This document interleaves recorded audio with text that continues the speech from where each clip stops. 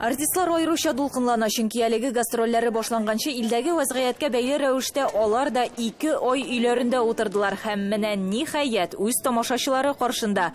Башта Владимирда, хәзер Мәскәүдә.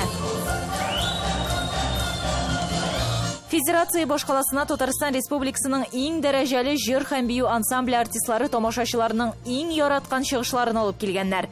Залдагы халыкның хис кичерешләре йөзләрендә беркем битараф түгел. Бу артистлар өчен дә зур бүләк. Сюрпризда әзерләгәннәр туй дип аталучы тамашаның премьерасын тәкъдим иттеләр.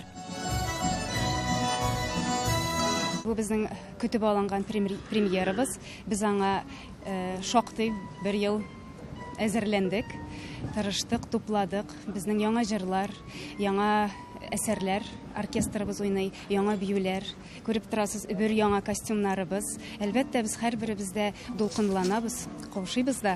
Чөнки без шушы туйны кешегә шушы сәнгать аркылы аңлатырга тырышачакбыз. Айгөл һәм Раил сәхнәдә генә түгел, тормышта да ир белән хатын. Геройларның хис кичерешләре чын һәм уйнаулары җиңел кабул ителә. Алар аны Владимирда да тәкъдим иткәннәр, хәзер Мәскәү, аннан Чабаксар, шулай ук Казанда да күрсәтеләчәк. Бу туй тарихлы туй, тарихтан алынган.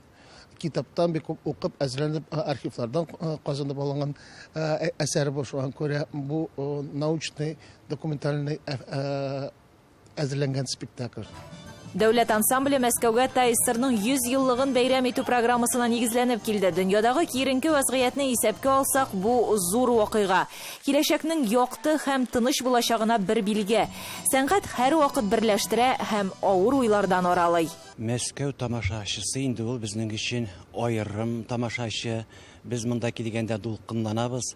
Чөнки бит әле бу безнең илебезнең башкаласы. Мәскәү. Концерт күз ачып йомганчы узып китте. Иң мөһиме, тамашачылар канәгать. Без бик сагынып киттек шушы Татарстан концертын, ансамблен. Шуңа күрә эшләребезгә була карамастан килдек шушы концертка. Без бик шат. Бик шады.